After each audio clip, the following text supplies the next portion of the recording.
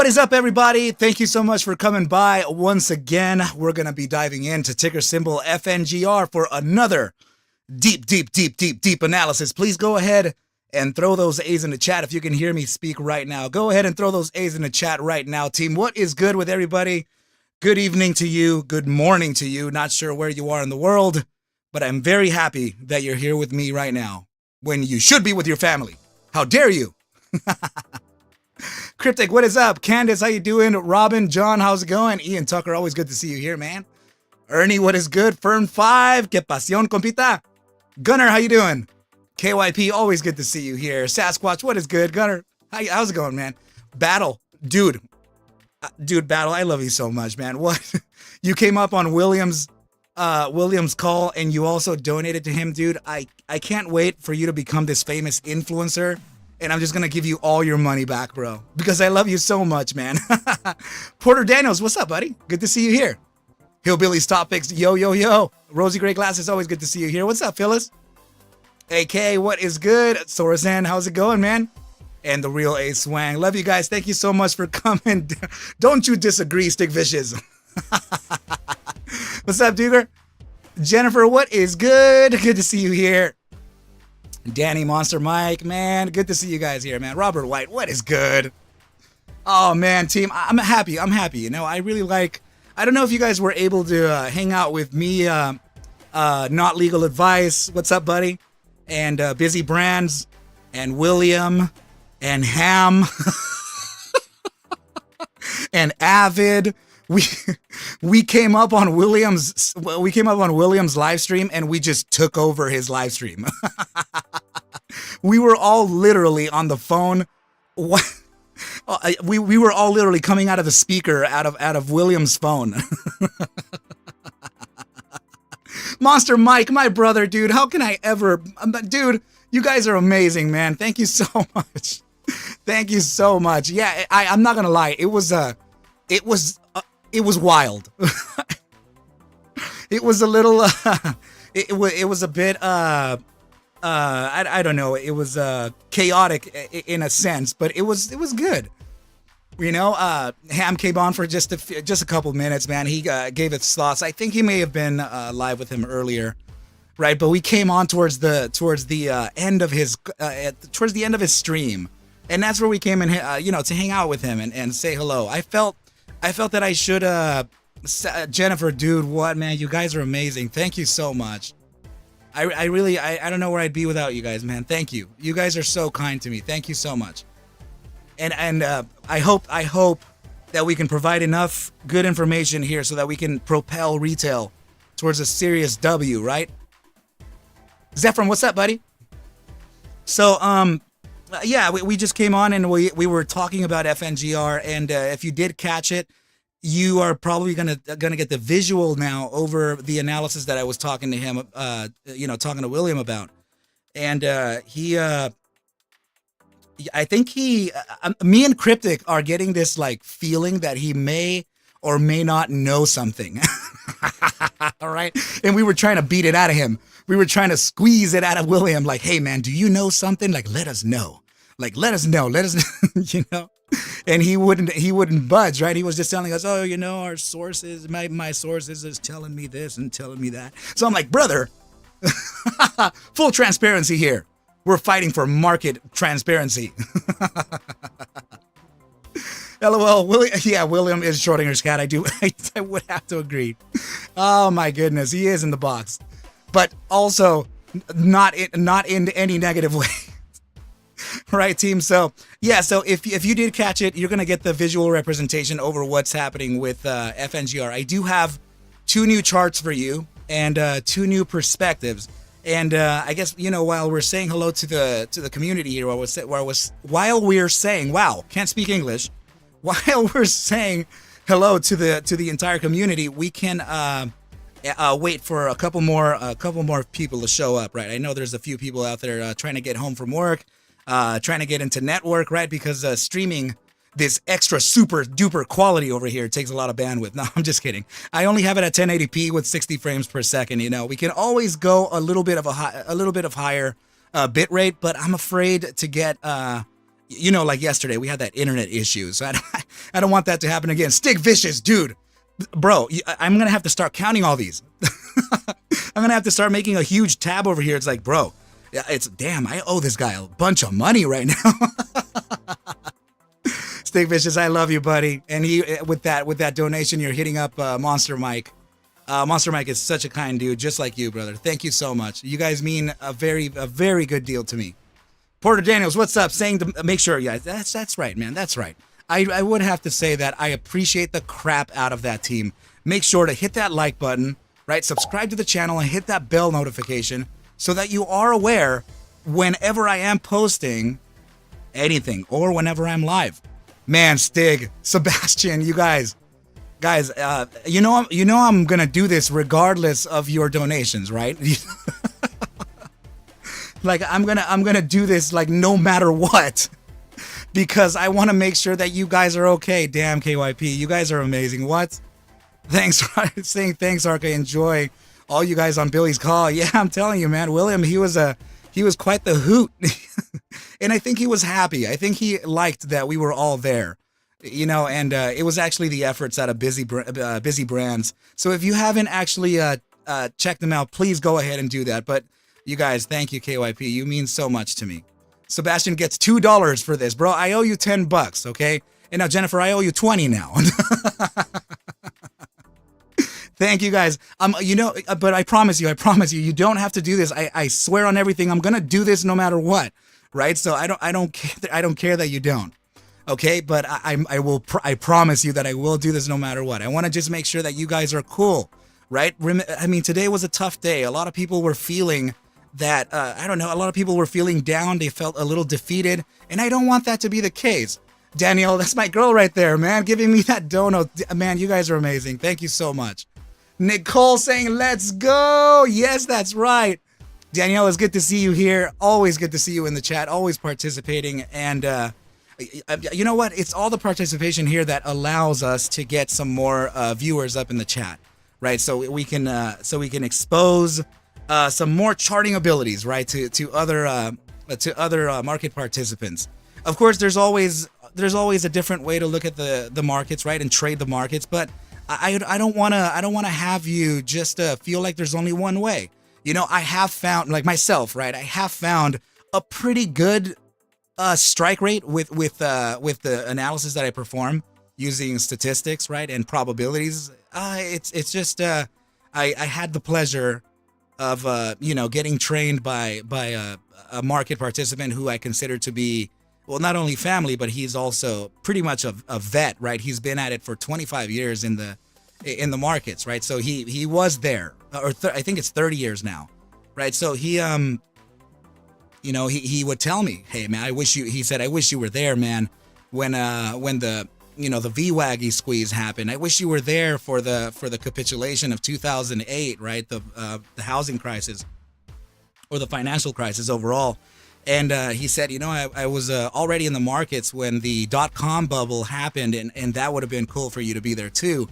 Right around that time is when Apple made its run to a lot of money. I think it ran to a pretty good level. It made millionaires out of a lot of people who were in that belief. But yeah, team, I had the pleasure of receiving training from some of those people, and also a market maker, right? So they have exposed so much information that I would otherwise not know where to achieve or where to acquire, right? So I'm very thankful to have you guys supporting me this much, and also the mentors that I've gathered over my life, but over my time here in trading. But yeah, just know that if you are new to the chat, my name is ARCa.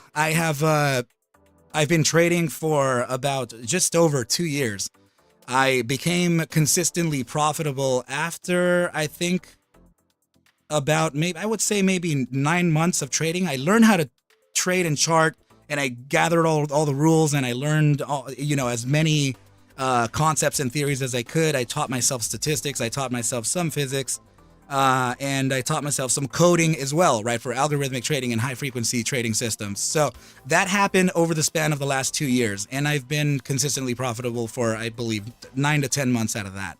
So I'm just I'm a newbie here, right? But I think I'm a newbie with a photographic memory or something. So it's it's been quite the ride, and I do have to say that you guys have also helped me save my life here too. Like you guys know the ones who know the story, right? So yeah, everything is looking good. The entire life is turning around now. So Ian Tucker saying, ARCa, can you go over the share distro I tagged you in on Twitter?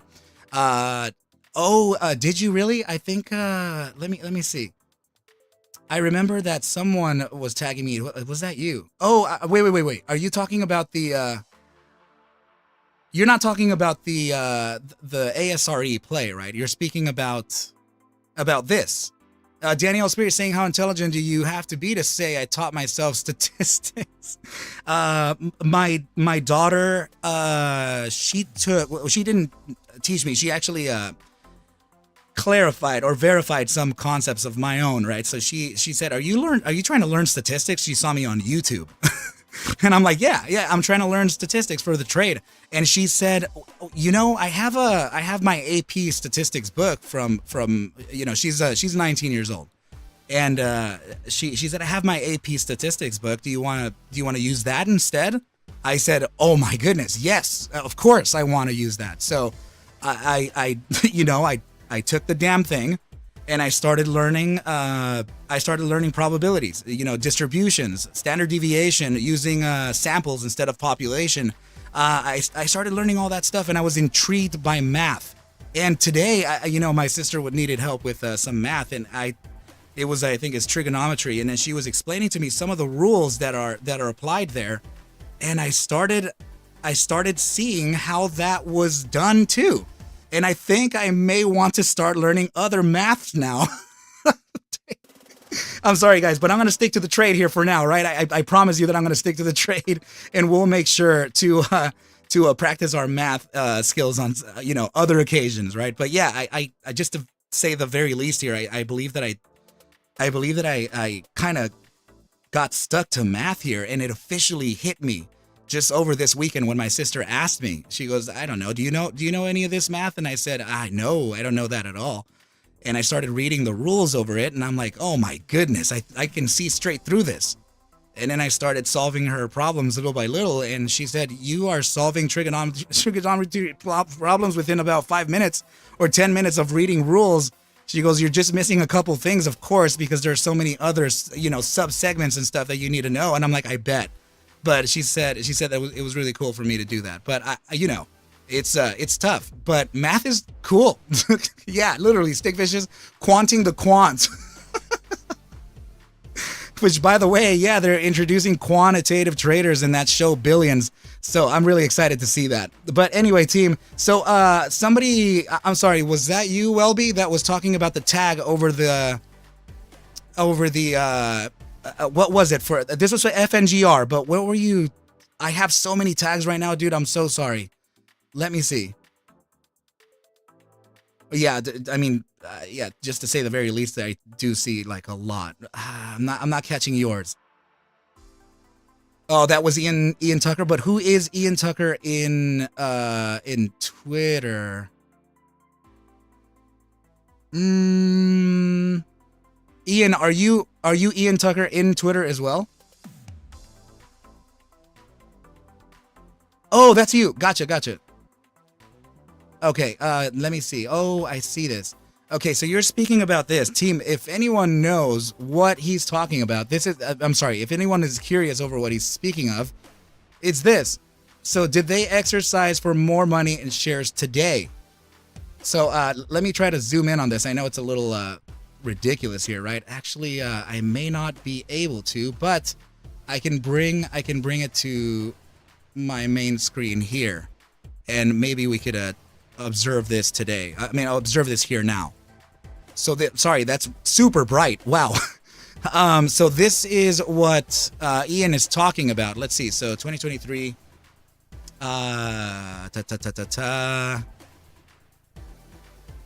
This is okay. Minus 43. And remaining shares, we have around 500,000. The percentage change was -8. Okay. And okay, so let's see.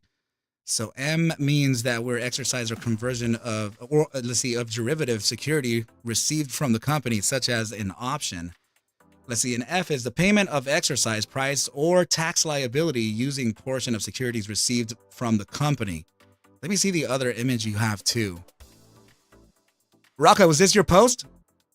Go ahead and explain it. Let me know. Daniel Gonzalez, what's goody? So insider trading history, right? So this is the name that you're highlighting here.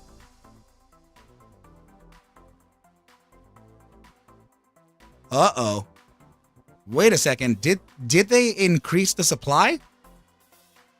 Wait a second.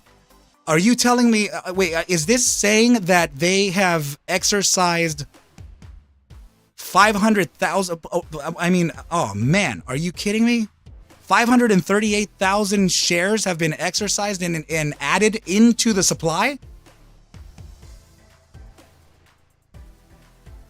If that's the case, then we would have already seen. Keith Monster, dude. How are you, brother? Thank you so much, man. That means a great deal to me. You guys are amazing. Kit Kittredge is saying, right, gotcha. I mean, to tell you the truth, the 8K that came out, that's pretty much documentation telling us that what is it?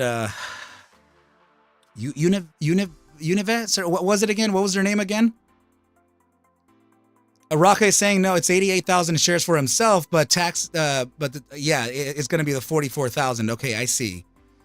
Wow. I mean, I'm not going to lie. When I saw that 8K and officially have it in print, I felt that was great news. And did you see the price action reflect that immediately? Yeah, Univest, right? So we have it in documentation that they're pretty much ready to go.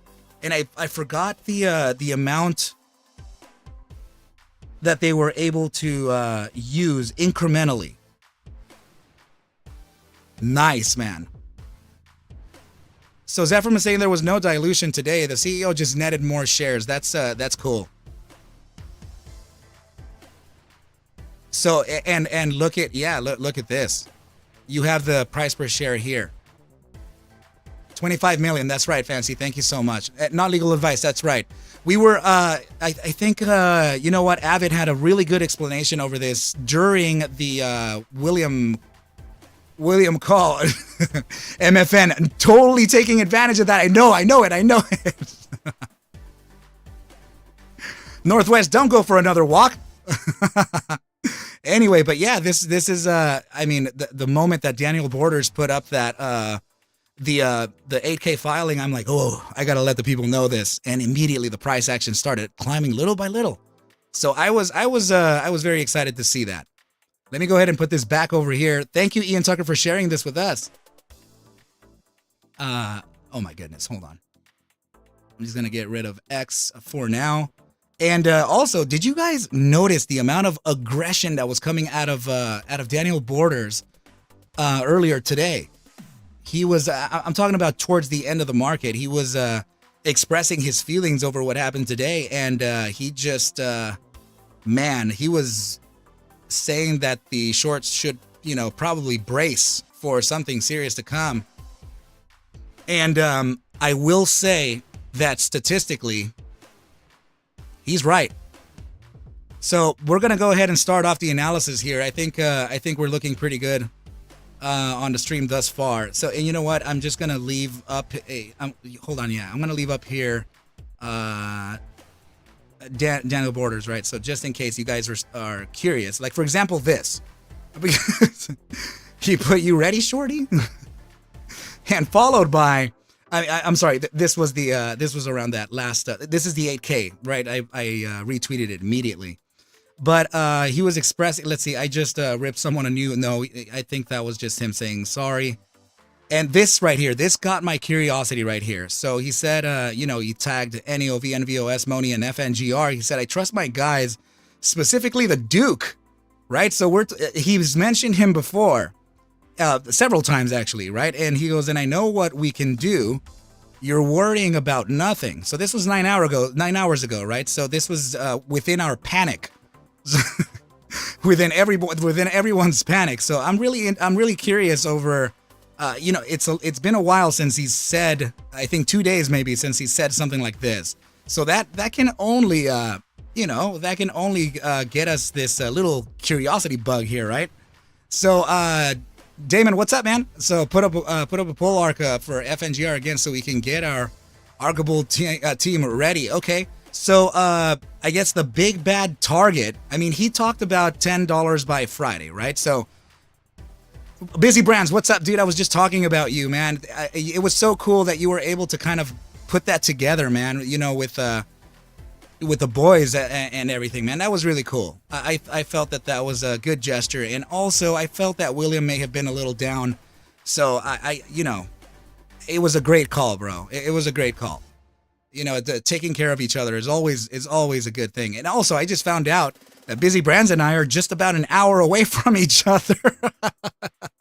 Dude, I'm about to go and catch lunch with the boy. So Jay Abrams saying, I hate to ask you what your pick for option calls would be. Okay, so, man, if we have enough volatility tomorrow, of course, I'm gonna have to favor the October 20th and specifically the 8s and 9s, maybe even the 10s. But I like to stay generally within. Please remember, this is not financial advice, but please remember also that I can't suggest for you to buy, sell, or hold any assets, okay, buddy? But, I think I would have to favor the October 20th because those, but wait for a pullback, though. I'm not sure if the pullback is going to come. I'm just saying that they're a bit, Avid was right. They're pretty expensive right now. The premiums are kind of high, right? So, Candace Morrison, we're about 20 minutes apart. Not bad. Wow. I have so many neighbors.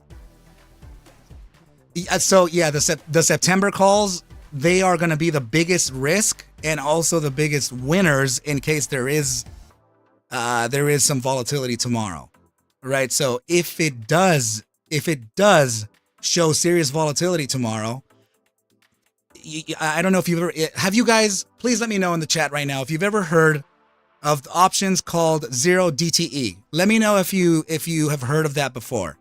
Let me know in the chat. Yeah, Busy Brands up in the house, man. Hanging out with us, man. Thank you so much for coming by. You too, not legal advice. Appreciate you, buddy. It's so good talking to you, man. So Jasper is saying yes on a 0 DTE. Okay, Candace has also. Zephram, of course, right? So Sora said, I'm going to explain it to you too, buddy. And, dude, Sebastian. Stick Vicious, yep, he's heard of it too. Ian Tucker.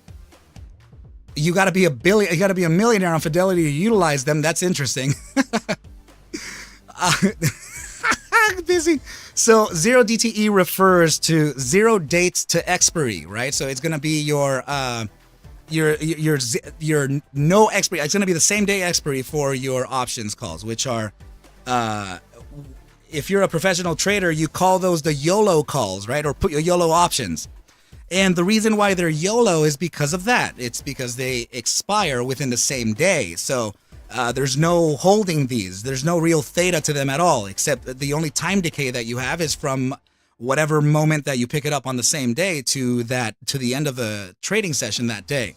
So I usually trade the 0 DTE options on things like the SPY, right? Like Tesla or Microsoft, because there's a lot of volatility, and options contracts, they live within volatility. They thrive with volatility and open interest, right? So in this case, tomorrow, the September 15th calls they might as well be 0 DTEs, right? So meaning that if you get like volatility pretty violently, those will gamma so hard, right? So they will absolutely push to the upside. But as long as we do have that volatility, I have to say. But right now, the October 20th calls are the ones that I'm kind of focusing on.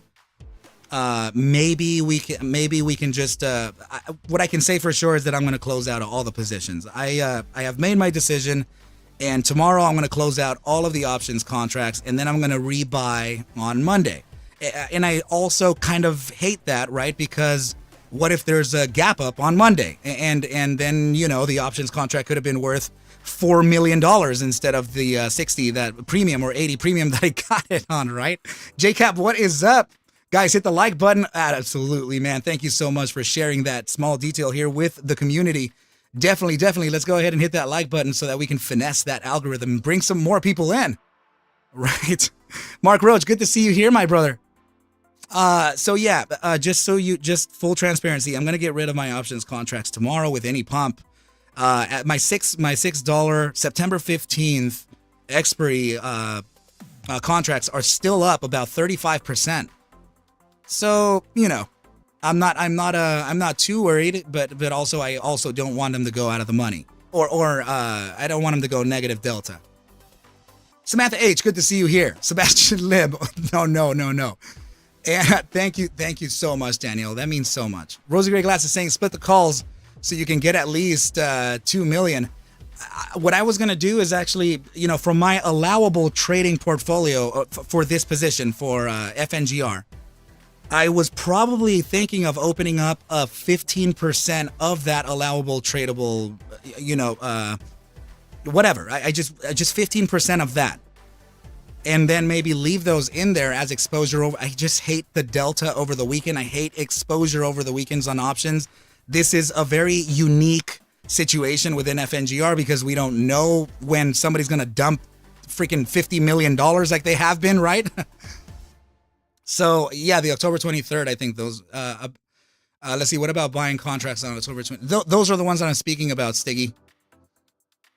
I'm talking about opening, I was going to open maybe very, very small exposure to the market tomorrow, right? And just to leave them there for the just in case. So I would probably choose I like to choose closer to at the money, meaning that if we're trading at 725, then your options contract that's out of the money, meaning that 8, that would be close to at the money, right? And then 9 is second to at the money, and I would only choose 9 because of the premium being cheaper. But you have to kind of outweigh that. You have to look at your delta, see how much you're gonna get of delta, the 9 versus 8, and that'll tell you, right? So I don't know if I was gonna open up a quick little 10%, 15% of my position and just kind of leave it there as exposure, and then come Monday at a pullback, I'll if they're out of the money, then screw it. I'll go ahead and just really open up and start scaling in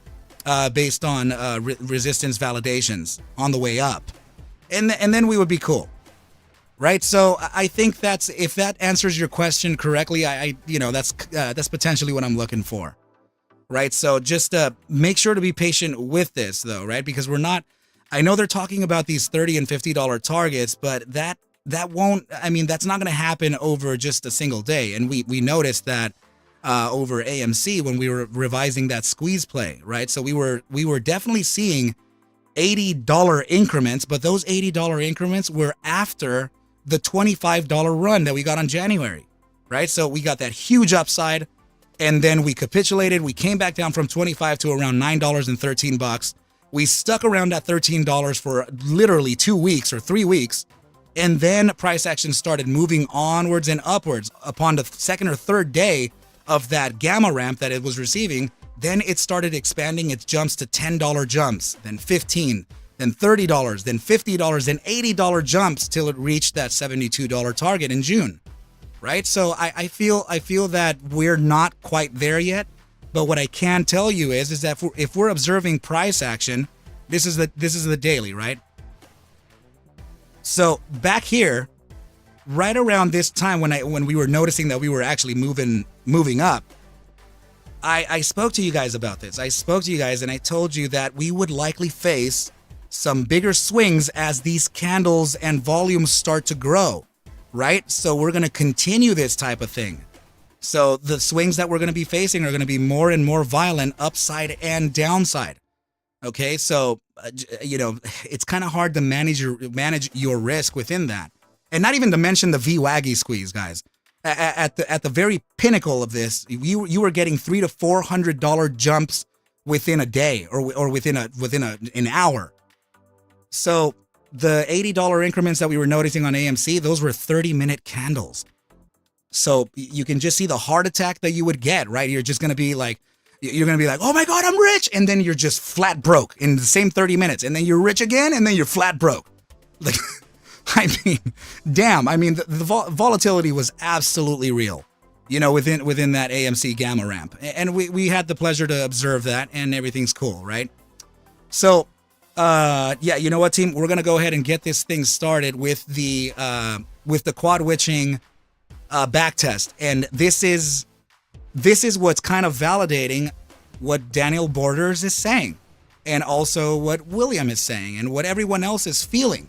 It's interesting that we were already going to get the upside no matter who was helping, except now with Daniel Borders, it's probably going to be amplified by all means, right? So yeah, it's Dr. McLovin. Absolutely. It would be a huge roller coaster ride. You have no idea, man. It's oof.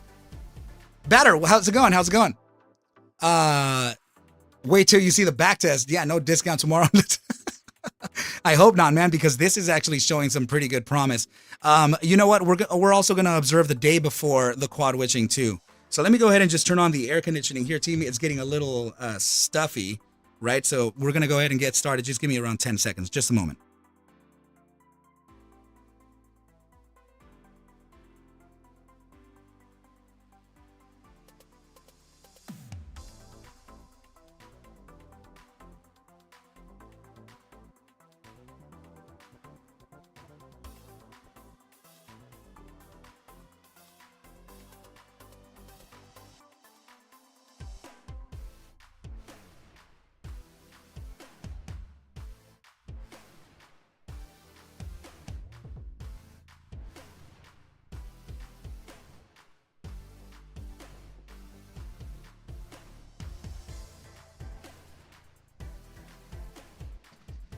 I have to say, I have to give credit to, I learned a great deal from a trader. His name is Eric Crown.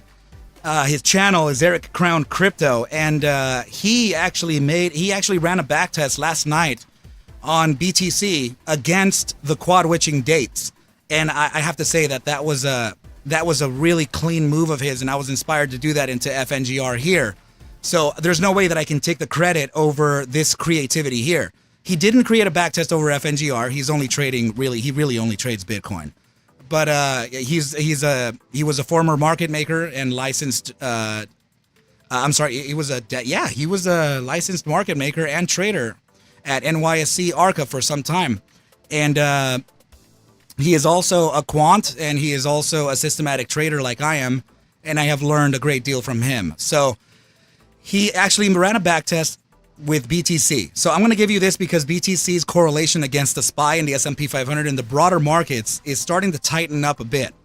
And it just so happens that on BTC, your quad witching is marking off the majority of the bottoms for BTC.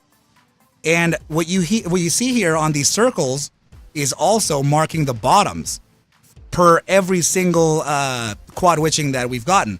And if you're curious, the quad witchings that we get are 4 per year, right? So it happens 3 or 4 times a year, and the major expiries, right, of the options contracts, the ETF contracts, and the equity options contracts, all major expiries. So I have taken metric here. I've taken note of every single quad witching event that has happened to FNGR starting from 2015 at the IPO, right? So I couldn't actually take it. Look at this. The reason why I couldn't take it all the way to the back is because of this. Notice how the dates are working here. Look down here, okay? So you can see the date down here. Okay, check that out. February 13th, 2017. And if I go back one, it's December 5th, 2016. And then it goes to August. So I couldn't. There's no way I can measure with gaps in time like that, right? So I was able to reach consistency as far as here, and I think it's good enough, right? It's literally 96% the entire trading history on a weekly time frame. So this carries a lot of weight. All right. So the green versus yellow vertical lines that you're seeing here are the iterations that have given us a green outcome from the quad witching reporting or the expiration of the contracts. Okay, so what you're looking at here are 27 total iterations throughout the entire trading history on the weekly time frame. And that out of those 27, 17 have been guessed to the upside correctly, or they have been upside moves after that quad witching, right? So what that says is that it's giving us a 62.96% probability that we would be getting an upside upon the next quad witching. When?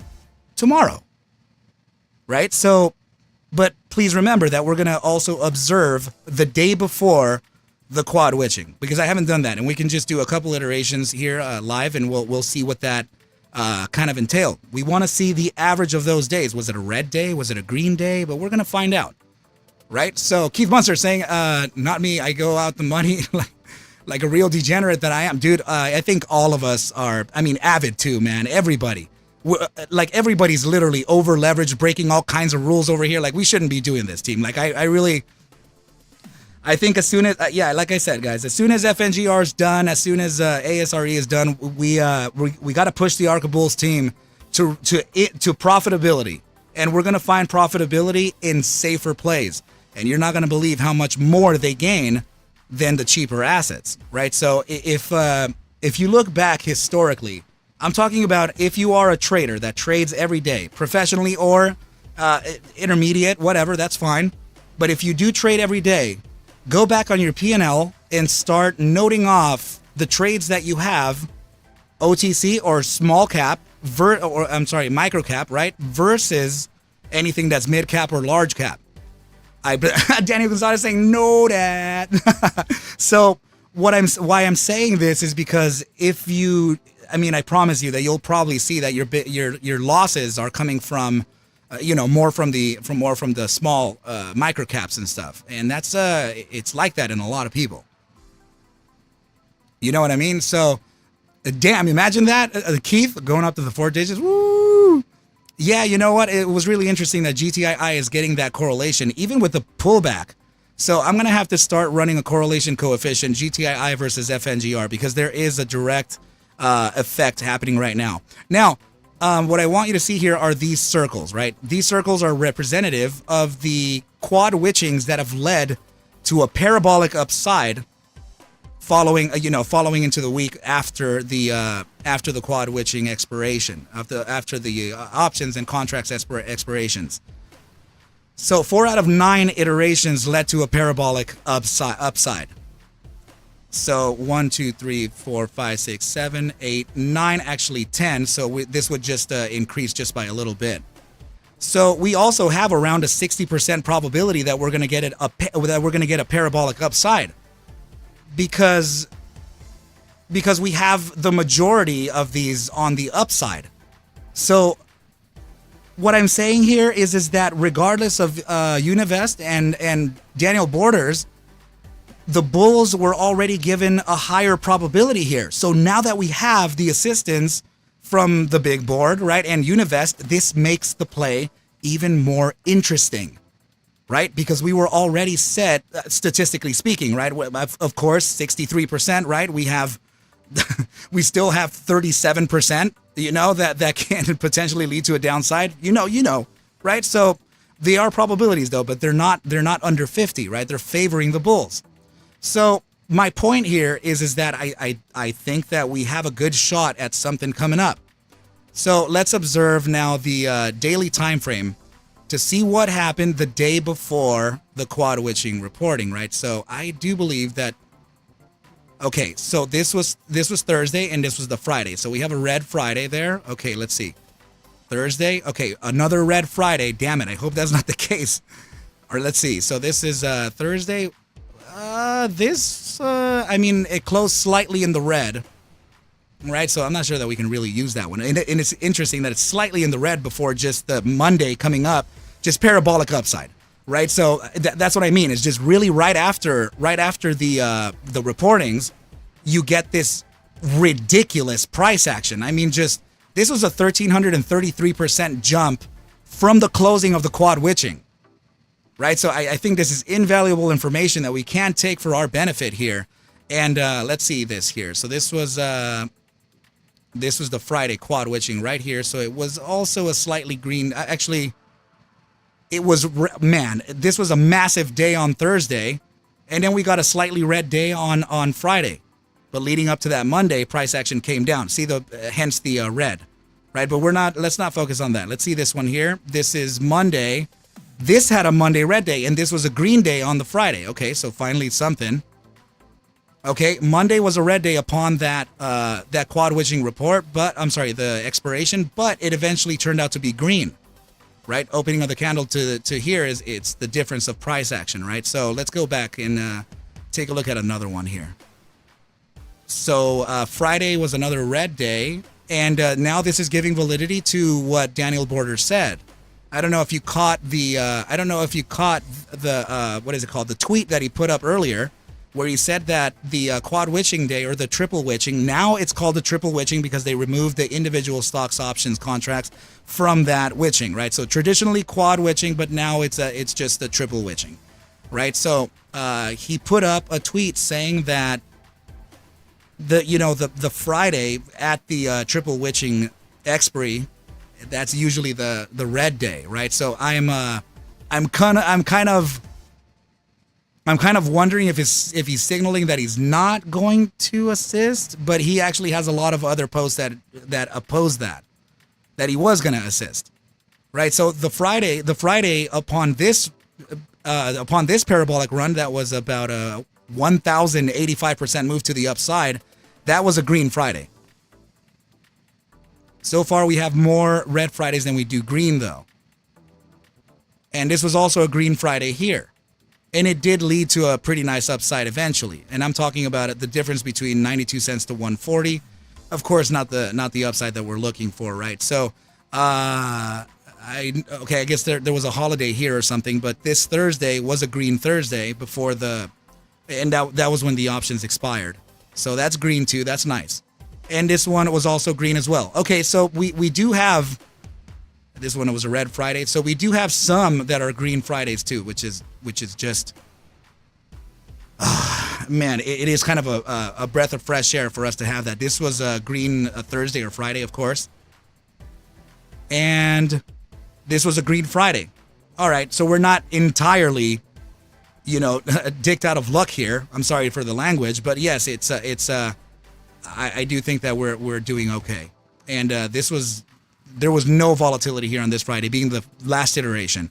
All right, so now you know what the probabilities are looking like. But even so, if we do get a red Friday, that doesn't mean that we can't see massive volatility in the beginning part of the day.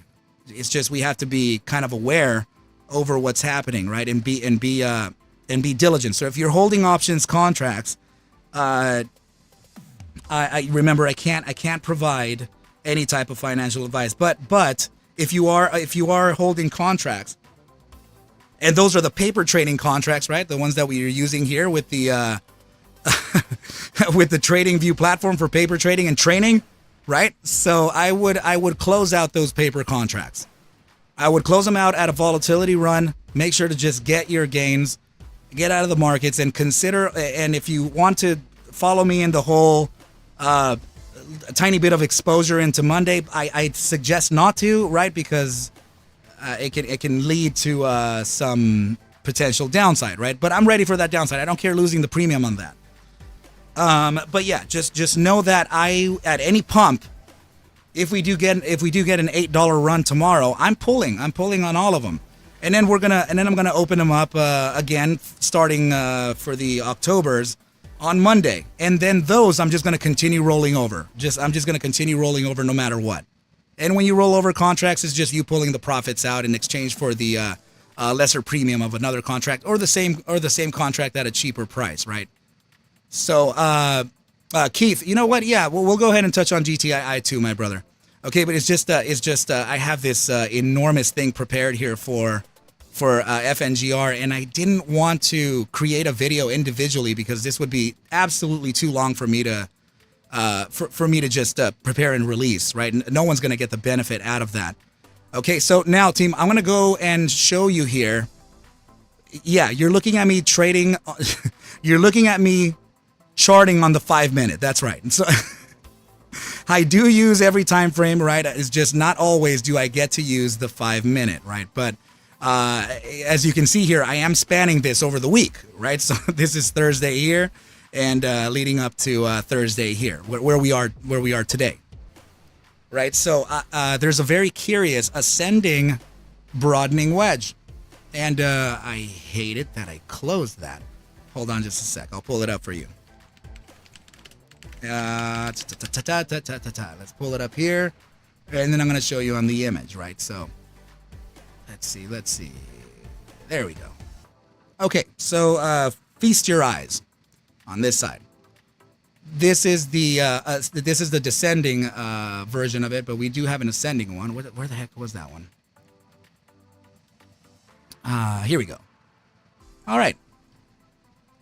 So this is the ascending broadening wedge, right? So there's a bullish side to this, and there's also a bearish side to this. But by nature, it is bearish.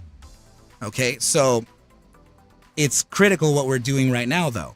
As you can see, this is a buy formation. Why? Because we're currently building a descending broadening wedge within the 5 minute time frame at the exit out of this. But why this is very particular is for the following.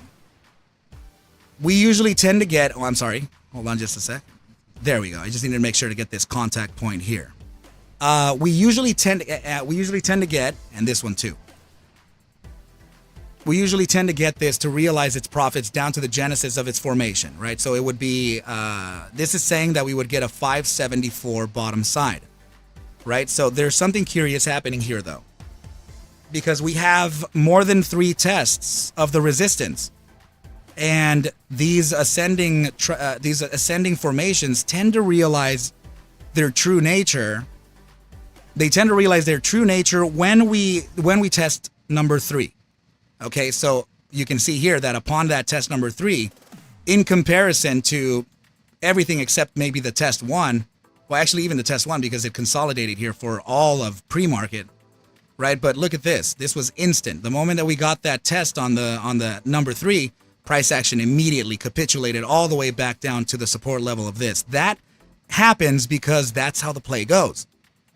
Short sellers are looking to get short this asset based on the validation of resistance up here, right? So they'll cover at the wave number 2, bottom right over here in comparison to this.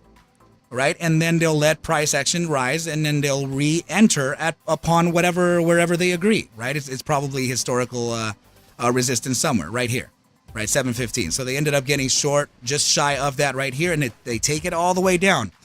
In this point here, the bulls created a very nice little liquidity grab. Right, so the bulls said, you know what, we're not over with this play. We're going to go ahead and take this all the way to the upside. When you start testing on a bearish formation, when you start testing your number 4, your number 5, your number 6, you're already in validation, right? So, I mean, arguably speaking, this could have been test number 3 right down here. This could have been test number 4, and we are of course. Hold on just a sec. Wow, here we go. And this is test number 5 now. So that's giving us even higher probabilities now. So this is actually good news. All right. So yeah, test number 5 right now is what we're testing. And of course, price action came all the way down here. We failed it, giving the impression, this was today, right? This was today at the 670 drop. Remember that in yesterday's analysis, or the day before yesterday for the price action today, or whatever, you know what I mean? The live analysis. We were talking about a potential downside all the way to 705, but we had closed at 785, right? It was kind of high. So we dropped all the way to 670 and immediately recovered to 737. So huge price action. But upon doing that drop, this was very important for us to do. This drop was critical for us to achieve, because without this drop, we wouldn't have this formation. And with this formation that we're currently breaking out of, and we've already tested that support and continuing on, we wouldn't have this topside target. $7.83 as a resistance coming up from this formation. Okay, so that's already looking good. right? So now we have the quad witching probabilities with a upside probability, right? We have Daniel Borders talking about all kinds of lubing fingers and shorties in trouble, right? And we have statistics still in play suggesting an upside, which is particular to the 888 target at a geometrical level, and also a bunch of other formations, which include psychology and geometrics as well. So yeah, I think that this is the breakout. We're officially making it happen. Test number 1. Let's see, test number 2, 3, and guess what? True breakout. Test number 4. So if we are to face a downside here, I think it would be just to maybe validate this, the bottom side of this, the regression from the broadening ascending wedge, and that would lead to 721. Right. Of course, we can always observe all other targets and stuff, but this was that grab. This was the liquidity grab, and very interesting. We were knocking at that resistance, and then we broke it. We tested it, and then continued on. So that's very good, guys. That's very good. All right. So now let's go ahead and move on to the next chart to see what else we can have. Right. So that was the quad witching back test, and I think it was. Sebastian that pointed out, let me see, I think it was the triangle. He said that we were testing the regression one more time, and I told him that was such an incredible call. I mean, it was just so sharp. Was it the triangle, bro? Okay, yeah, we're gonna have to speculate. We're gonna have to use the speculation chart here too.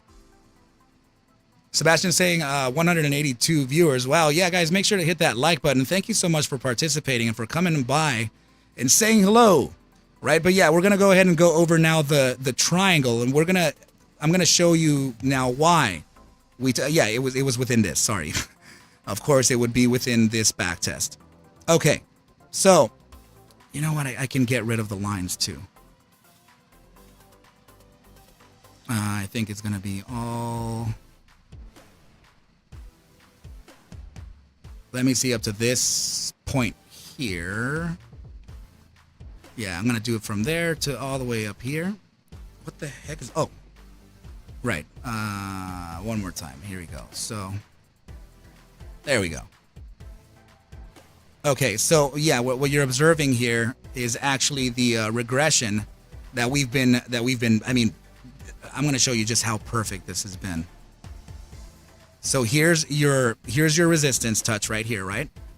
This was from July 10th, the week of July 10th. This is your second touch right over here. This is the week of October 3rd, 2022, and starting from that $17 high, right? From the 1,333% run to the upside from 40 cents to $17.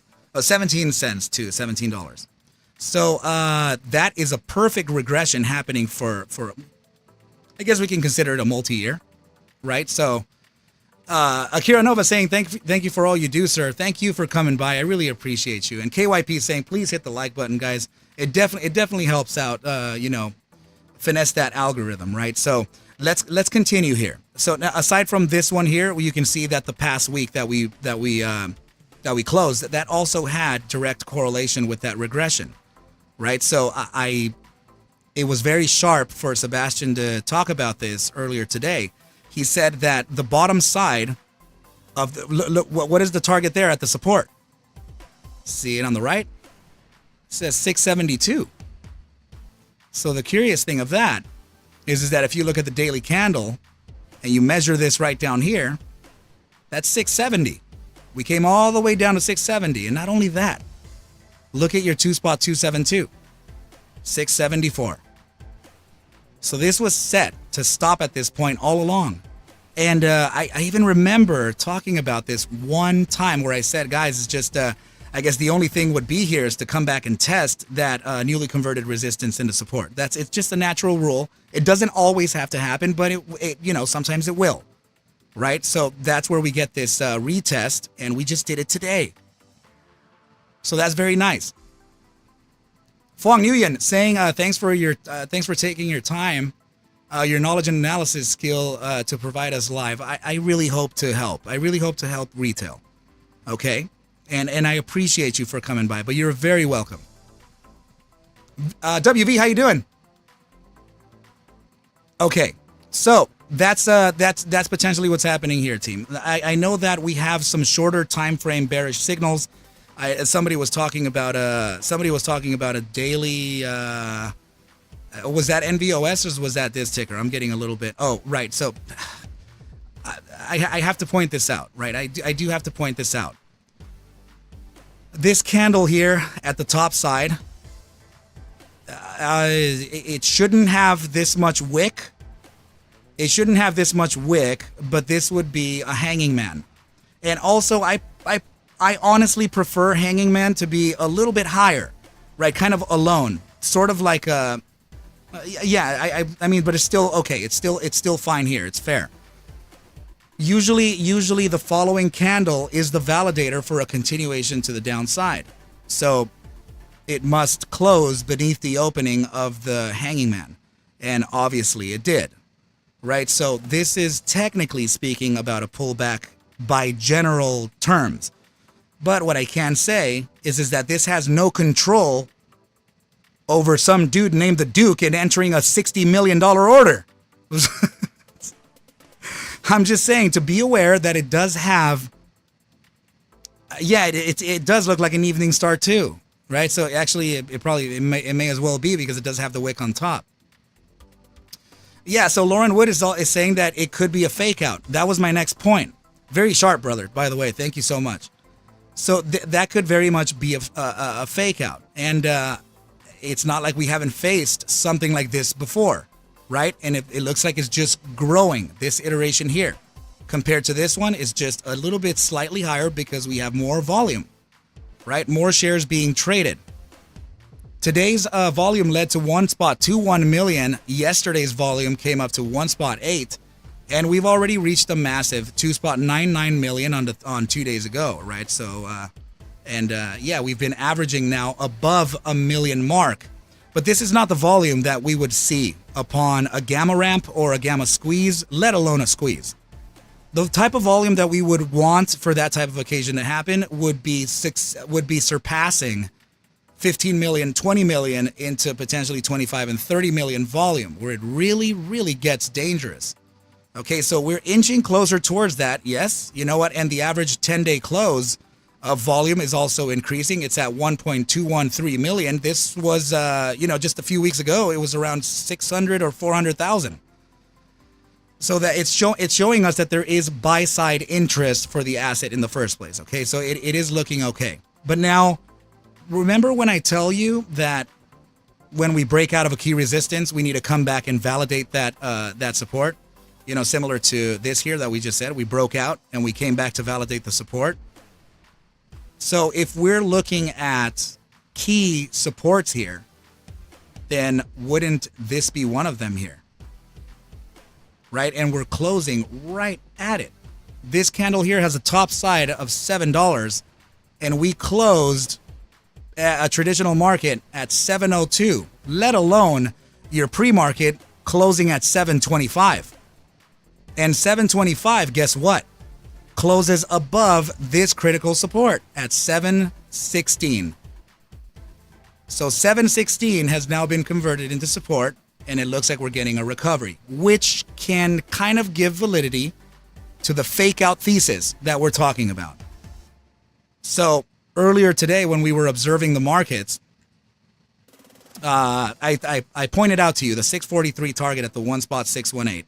As we were capitulating, right? As we were dropping, it was a very aggressive drop, and I feel like it was more sell-induced than it was borrowed, right? Because don't ask me why. It's just when you observe price action for some time, you start to see some correlation.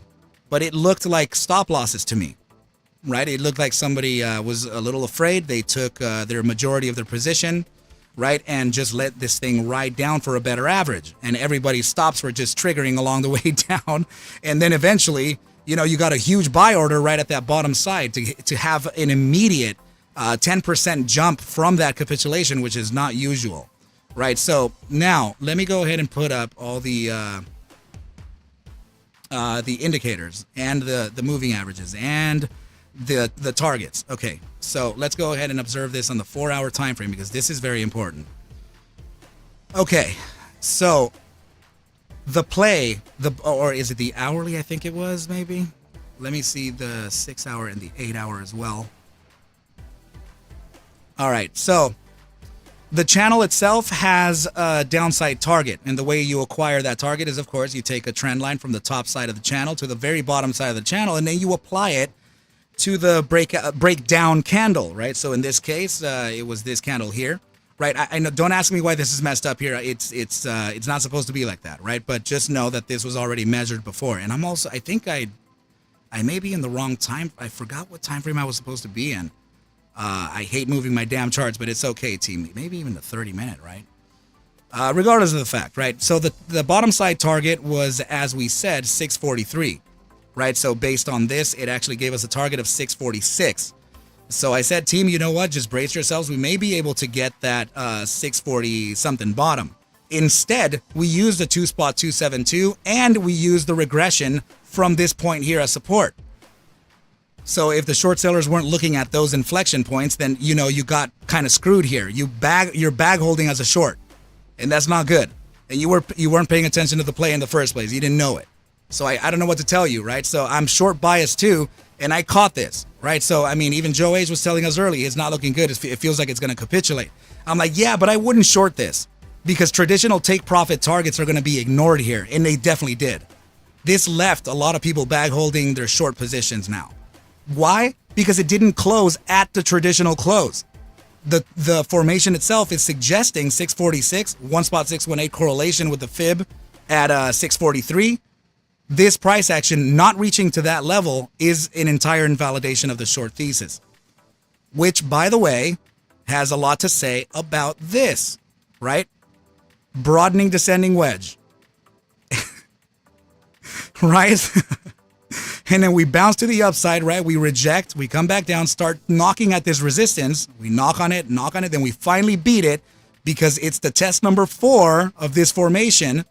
And then we reclaim the inside of this larger formation, and look at what the price action is doing along that road. We validated the support, and boom, 725. So, what is ARCa saying here? Are we screwed? Are we good? Are we going to face an upside? What's the deal? Remember, please, that these are just charts, and I can't have control over someone, like I said, like I've mentioned a couple times already, right? I don't have control over someone going deep into their pockets and saying, you know what, we're just going to rip this thing to the upside. I'm going to go 60 million in because I'm worth $10 billion and $60 million is all good. I'll make that tomorrow. But Avid actually pointed out something really interesting. He said that if you're longing this, going in 400,000 shares, 300,000 shares, 500,000 shares, if you're longing at those levels, at that type of dip into your pocket, you're not doing this for a quarter jump. You're not doing this for 725 to pull profits at 750. If I'm going to over lever myself like that, you best bet that I'm looking for a multi-point jump to the upside, which brings me to the next point. This is going to be the statistical side of the analysis. Daily time frame, volatility versus momentum. It's still fired. Whatever price action that we face today, of course, right? It affected it just ever so slightly, but please remember that we still have the 12-hour time frame to observe. So if this is facing the downside, then of course it's going to pressure the downside here on the daily as well. The thing is that we recovered a very critical resistance. And now, a support. We recovered it and we're sitting at it.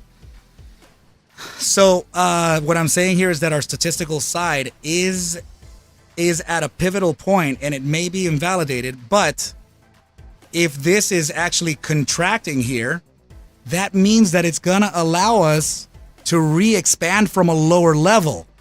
I can't tell you how amazing the statistics are playing to something that we have no control over, that somebody with that has money is going to start longing this. Right? We never knew that this was going to be the case. We never knew that they were going to come in and just be the knights in shining armor. Right? We didn't know that, but the statistical backtest on the daily time frame was suggesting from back here on August 22nd that we would be facing an upside soon, and the upside leading to a target of $8.80 from 396. right? So this is the back test that I put together. I said my targets out loud. I was called a pumper, and here we are, right? So the statistics are the statistics, and that's it. But that's what me and William were speaking about, is the curiosity over how the statistics were able to give us that we were going to reach that upside before we knew any of this, right? So we were already set for it. Not only that, is the back test of the this whole thing, the quad witch back test, right? All this stuff here. You know what? I should probably leave it on because I'm going to forget later. There we go. The statistical backtest for the quad witching or the triple witching now. We have a 63% chance that we're going to get that upside. And this is not Univest and it's not Daniel Borders.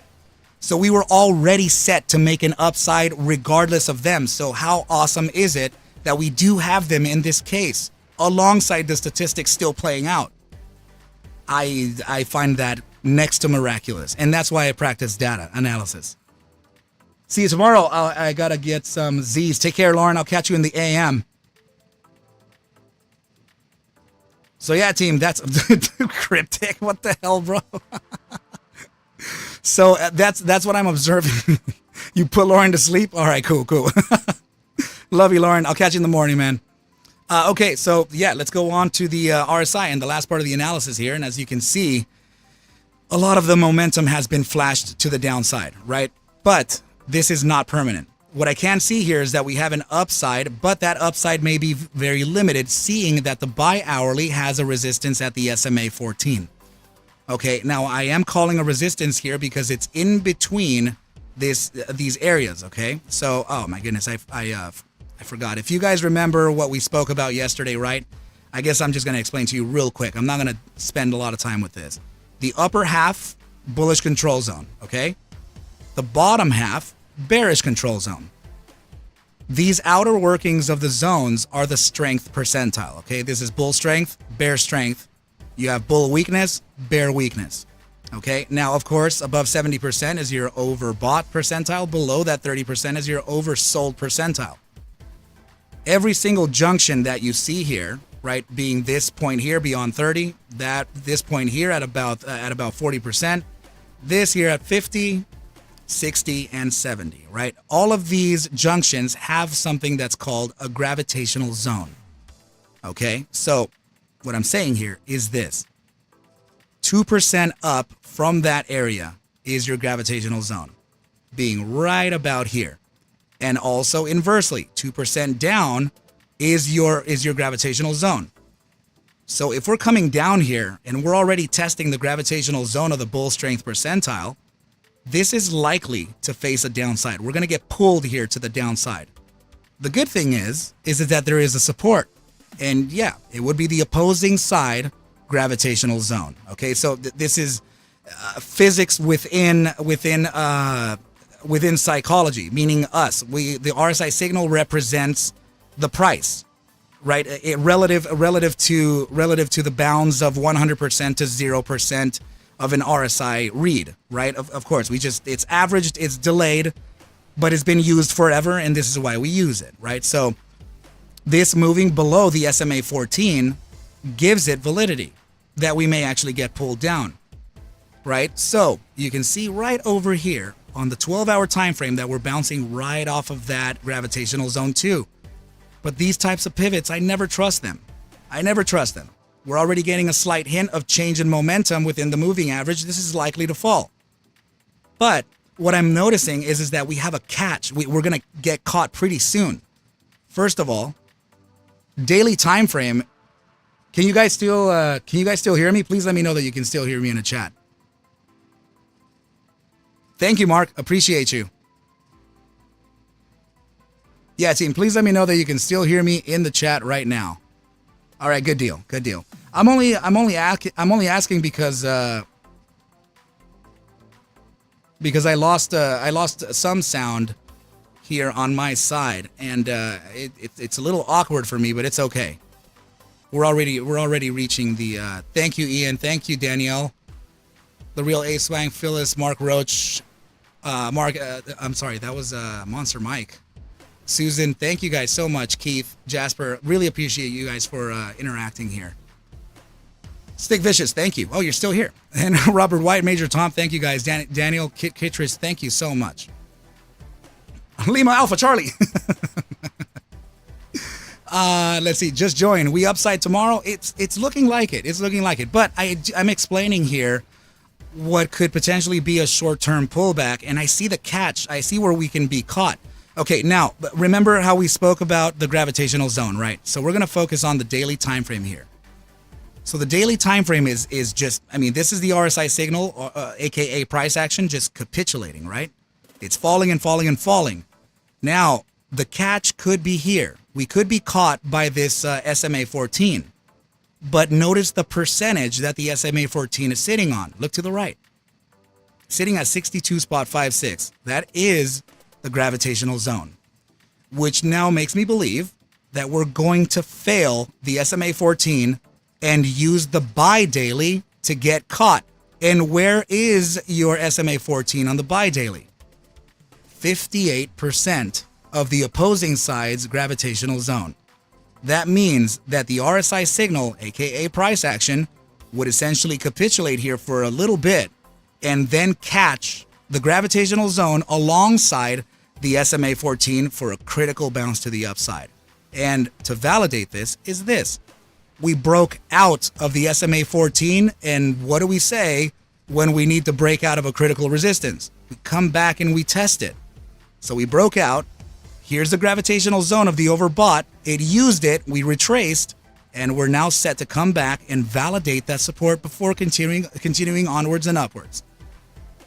So this is you know that. This is the simplicity that that price action can have, right? It's just, I know that there's a lot of pullback. Damn, that sucks. Tomorrow is payday. It looks like I'll have to buy more. So Warren, I'm for sure going to be opening up maybe minimal exposure onto the October contracts, which is not advised, right? Because you don't want to ever hold options contracts over a weekend. You're using theta. Theta is working against you. Time decay, right? And also, we don't know if the price action is going to capitulate, but we can see that statistically speaking, based on the quad witchings and our daily backtest of historical volatility, we are set to make, with 60% or 63% probabilities, a parabolic run. So and also Daniel Border talking his infinite crap over there that he's about to teach them a lesson. I'm down. Let's go. Right? So Cryptic Trader saying shill. So and I have to say that it is pivoted towards the downside, but again, I don't have control over his pockets. I don't have control over anyone's pockets. So this may very well be invalidated at pre-market. I mean, we bounced from 670 and we held 725 today. That's enormous. What if he says that we're going to be in the money on the 5, 6, 7s, and 8s? Then that all the charting here starts to become a little hazy, and then we would have to shift some things around, but we would more or less know the targets that we're reaching because the statistics have been reaching these targets thus far pretty perfectly, right? Specifically the standard deviation being your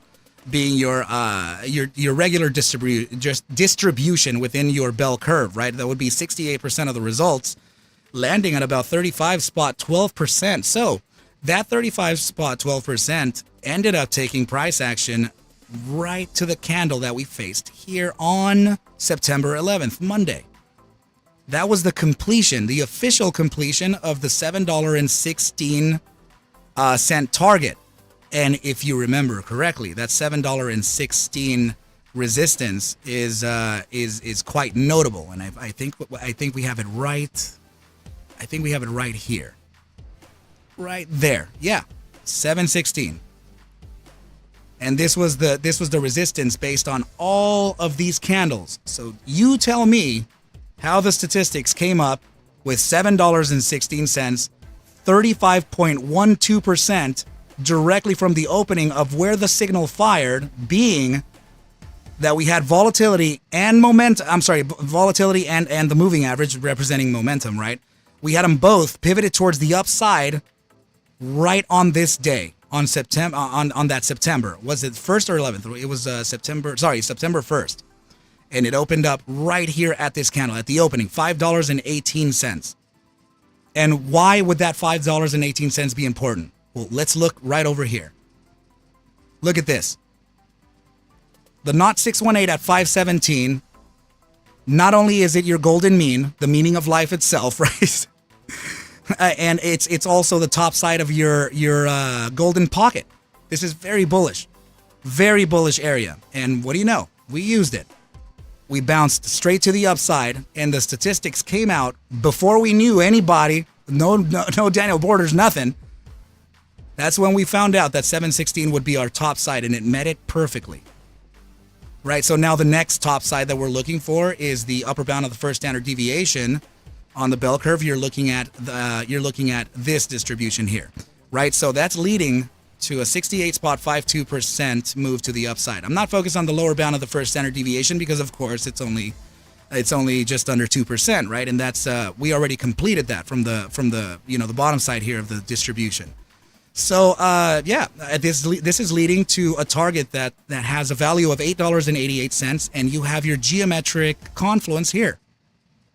2.618, again, your golden mean, right at 882, which is right by the statistical side. I mean, how much more rhyming can we have here? It's just the analysis is incredibly accurate so far. And that 796 top, that 797 top that we faced, look at the 4.618. It was telling us that we were going to stop at 786 this whole time. You don't want to even know what this top side here is of this candle here. The day before was 788. This is not religion. This is not fundamentals. This is not technicals. This is not formation analysis. What this is are statistics. They are probabilities, and that's all we can do. We can't take it as certainties. We have to take them as probabilities. But the probabilities are pretty damn close, right? So I'm excited to share with you those targets, and I see that the statistics are still on for a move that can lead the price action upwards of $8. I have no idea what Tommy Wang is.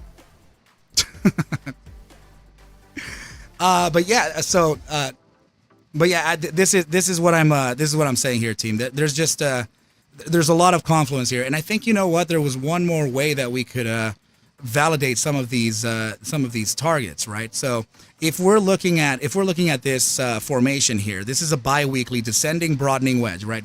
Like the one that we were looking at in the very short term time frame. So and you remember the natural take profit from this formation itself has a target of $12.83, right? So I think there's some validity to that, and I do believe that there could be a pretty nice upside coming in. But again, I'm not sure if it's going to be tomorrow or Monday. But seeing how the momentum is suggesting some immediate downside, I feel like it could still be tomorrow. So we may have a red morning, and then leading into, how the algo switch happens around 10:30 a.m. Pacific time, being 12:31 p.m. Eastern time, which is lunchtime for NYSE. That's usually when price action tends to slow down, right? So I think that we could catch the end of a that's right. We can catch the end of a liquid lunch right there, and then really eat some Wheaties or some spinach, right, for some upside. We're gonna get that green spinach in. So that's what I'm thinking here, team. That's what I really I feel like that's the edge behind the statistics. So I don't know if anyone has any questions, but please go ahead and ask away. I'll try to answer them to the best of my ability here. Sorensen, I'll catch you soon. Be safe. Be well. Don't do anything I wouldn't do. Make wise choices in your sleep. Be smart and sharp. And fly. So Lauren Wood, go over the filings if you could. No. We will go over the charting. You know me, man. I don't want to start flexing my abilities within the fundamentals. I'm not that guy. I am not that guy. I'm going to have you on live, Lauren. So busy brands, vámonos a la luna, right? We're going to have to take ourselves to Pluto. Should I sell my October 20th calls tomorrow? To tell you the truth, if you are in the money, if you're I can't tell you what to do, right? But if you're in the money and you have profits in the table and you lost a lot of it today, I wouldn't risk it, man. I wouldn't risk it. I would honestly feel that it's just, remember, the major expiries around it's tomorrow, and what I can say is this: if I was holding my October calls and I get a volatility spike tomorrow, yes, I'm getting rid of them. I'm getting rid of them entirely. And then I would observe price action following the day, right? Maybe into 11 a.m. where price action can reach another potential drop or a medium before a potential run at power hour. Right, so I personally would just I would just get rid of my positions there, because it's just, you don't want to. It's just too much time decay, and also the expiration is just it's too powerful this time around. Cryptic Trader, ARCa, can you out trade Lou? The answer is yes, right? Because he doesn't trade like I do, right? He doesn't trade on charts. He trades on fundamentals, I think, and he trades probably long term, I assume. So if he's trading long term, that means that I am outpacing him day by day. Can I out trade Avid Trader? We are two different types of traders. We are not the same style. So I think I would be better off getting paired with a systematic trader, or someone that has a quant or a systematic approach to really determine an edge here. I don't think I could compare. Avid is a discretionary trader and also fundamental. So he does have an edge regarding his fundamentals and his discretionary. In my side, I have discretionary paired with systems. Let's see, ARCa, tacos in LA. Hey, let's go. Do you speak Spanish? The real A-Swang. And Porter Daniel saying, we appreciate you being highly intelligible and how you articulate, ARCa. Thank you for taking the time to help us out. Team, hit that like button. Thank you so much, Porter. I really appreciate you. You've been nothing but supportive from day one, and I have to say that about each and every one of you here. And I've had some weird little outbursts, right? It's just my goodness, man. And I actually just did again on my brother Keith. I just burned him, and I told him, what are you talking your crap to this guy? You're talking your crap and talking your crap, right? So he was upset, I was upset, and he cleared it up, and I had to apologize, man. Oh my goodness, team. It's just when I'm saying upside on a ticker, I am getting pumper. When I am saying downside on a ticker, I am getting basher. So I should just come out with videos that just say consolidation. We're going to trade sideways tomorrow. It's one big indecision doji, right? So maybe that way I don't get the pumper or the basher. So you can't please all at once, man. It's There's Keith, bro. I love you, man. I'm so sorry, dude. Damn. I can't even tell you, man. I even had it out with Kit Kittredge. I literally went to the deepest depths of darkness, and I dragged him under there with me, and he's like, brother, you don't have to get mad. You're probably misunderstanding. And I'm over there like, am I really? Let me go and reread these things. I'm reading basher. You're going to die. Your son sucks. Your son is going to die. And your wife is going to be bedded by I don't know who. Like all these random, like really offensive comments. And within all that rubble, you have that that one really positive one. And then that one also gets tossed in the rubble. Like, screw you too, It's insane, guys. It's insane. Please trust me when I say that I don't mean it.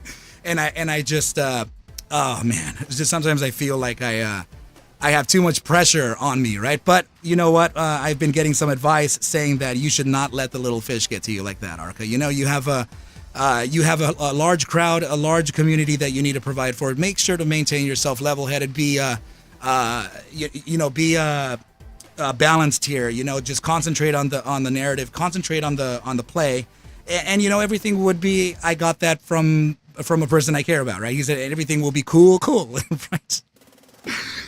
Even Stick Vicious, he's been there for me, telling me, dude, you gotta relax. Believe it or not, man, Trader Zero has been sending me messages and stuff just to try to make sure that I don't get caught in the web, right? To not get caught in the web of this of a false narrative, just to make sure to watch my back. He's commending me in my trading skills. He just told me last night. He said, man, you have an outstanding talent, and you have talent. You can really bring in a serious following if you maybe stayed away from the pumper stocks and the basher stocks, because you're gonna always be that. And I told him, dude, that's interesting that you're saying that, because we're already kind of planning towards that anyway. We've been planning on finishing off the FNGR play. Let's get rich, right? And then hopefully not too broke, right? And then moving on to some safer plays, including futures and all that good stuff. So I want to show you guys how much better that place is. And like me and my brother, we went over this play. We went over this play last night, right? Unfortunately, we didn't catch the entry because of X, Y, and Z. It doesn't matter. But notice how this is a $170 asset now, right? So my idea here was to try to get long this asset at 164.67 to maybe 164.09, set a stop at around 160.86.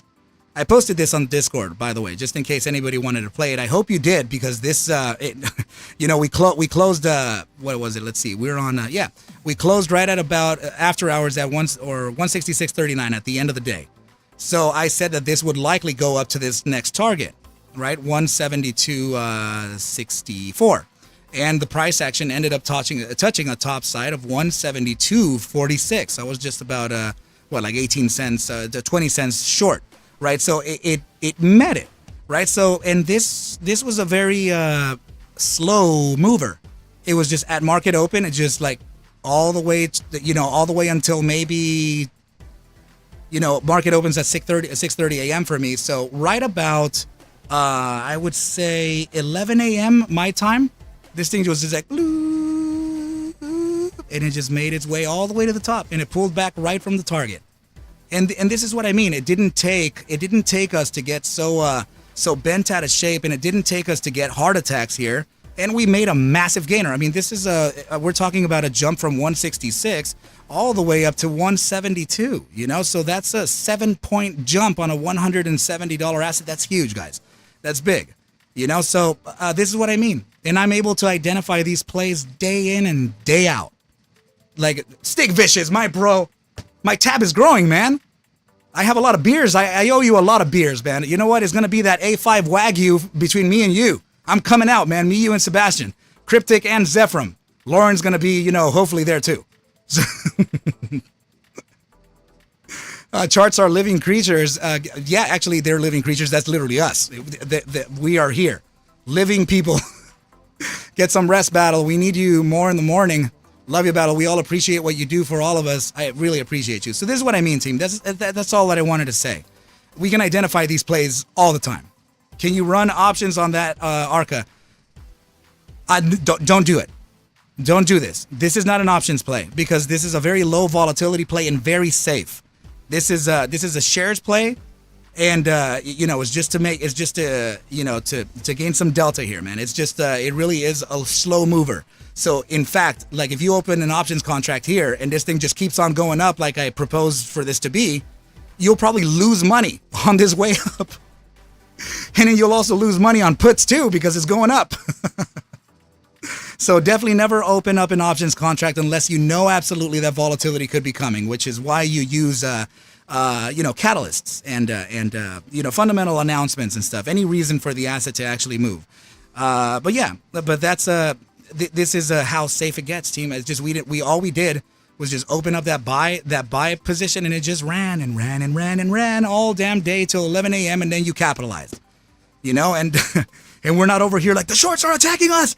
No, like this thing was just like, ooh, like a little tiny, really broken down elevator that just kept on going up, right? We want to be in those little elevators, right, team? I can expose you to plays that really don't, that will make you massive amounts of gains, that are not worth, tiny little cents on the dollar, right? Those are very, my master students know this. We're going to cut it off with this. All right. My master students know that different people come along with different asset classes, right? And I know that's it's in the side of, I guess it would be inching towards the side of rude to say that, right? Because the small caps or the micro caps, they tend to attract the gambler side of the psychology, right? So that kind of psychology means that those people who are the big bank shot, let's get it. The majority of them have a lesser education with trading, right? So you're going to get the lesser education type of price movement too. So hence the volatility with very low assets, like capitalized assets, like this cryptocurrencies, right? You have all the crap coins, right, and all the very, very tiny, several zeros and five, assets that are worth that. The volatility on those are very extreme because of the asset class. And when you start moving to plays like these, right, that are worth a lot, like the SPY, the Magnificent Seven, just bigger assets, more capitalization, right, more float. When you start playing those plays, then you're going to be exposed to professional traders, systematic, discretionary. We all identify what the play is, and we play natural games. We play natural games, and we keep the dark pools for the majority out of it, right? So dark pools are something that are used to manipulate price and to send price into directions that we don't want. It's dilutive. It can be nefarious, and you can see how negative the price action can lead. So within these assets, we're not really doing that as much. So that's why I'm saying that I can expose the green trader, the beginner trader, to stay away from the assets that are only worth a few cents. It's because there's a different type of psychology within those assets. We need to observe how price action just moves out of nowhere, up and down so violently, is because there is no play happening, and that's it's hard to track that. But when you, like me, right, I've been exposed to the microcaps so much that I can see how that green mind tends to think, right? So I can, guys, when I'm observing price action like this is, it's so interesting to me because I am looking at us, all of us, collective, all of us. And this is me being a mass psychologist, right? And I'm looking at us like this is all fear, and I'm seeing anxiety coming in. I'm seeing greed. I'm seeing potential breakouts where a whale can take advantage of you and then take this thing to the upside and dump and leave you bag holding. I see how they play that. I see how they play it against retail, and I want retail to stay away. I want retail to move out of that.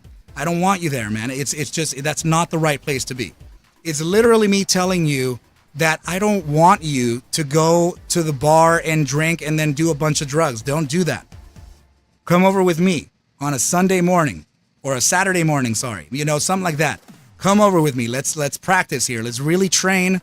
Let's be athletes about this. Let's be healthy about this, and then you'll naturally reflect that. Because the best traders that I know, they train like athletes. They train like this were going to be the Olympics next year, or in 3 years, or in 5. And that's how it is. It's a straight sport. I have my favorite traders, and I look at them like I would be looking at Michael Schumacher, the driver, right? I'll be looking at Stephen Curry, or guys, don't, all right? Don't say it. I don't know my sports, right? But I know motorsports more than I do any sports that require handling balls. And I don't mean that offensively. So no pun intended. No pun intended. Okay, wow. All right. So anyway, yes, it's me looking at them like those athletes, right? They're the stars of the game. And that's how the real traders behind this this craft. That's how we look at it, just like you do in a normal sports event. You know your favorite athlete. You catch him. You know his number. You know his jersey. You have his jersey, and you wear the hat. Just like that. Just like that. This is how trading is too. It's not a gambling thing. This is a craft. So guys, I think this is a pretty good place to leave off. I can't tell you how much I appreciate everybody for stopping by and handing an ear here, right? But I do mean well for retail. I do mean well for us. So hopefully we can get FNGR to make some parabolic moves, get us, quarter rich here, half rich, not too broke, and then hopefully we can get into the safer assets and really multiply our gains, right, team? But yeah, again, thank you so much for coming by, team. I am going to be streaming tomorrow, 6:30 to 6:40 a.m. usually Pacific time, and we usually stream till around 10 or 10:30 a.m. Pacific. Okay, team. So make sure to come by, make sure to say hello. And we'll be reviewing all of these targets. 30 minutes stochastic momentum in the gravitational zone, very likely going up here. Wow. Cool. So pre-market resistance probably at 741 before a pullback, eventually validating that 720. Hopefully we can use it as support. Sorry, I couldn't help myself. I love you guys. I love you all, man. Thank you so much for coming by. Please take whatever I do show and iterate within these videos as just a form of entertainment, as I cannot suggest for you to buy, sell, or hold any assets whatsoever. I need you to do your own due diligence and everything will be cool. Love you, Daniel Gonzalez. But with that said, team, I wish you all a very, very good night, and I'll catch you at the bell. Mañana. Adios.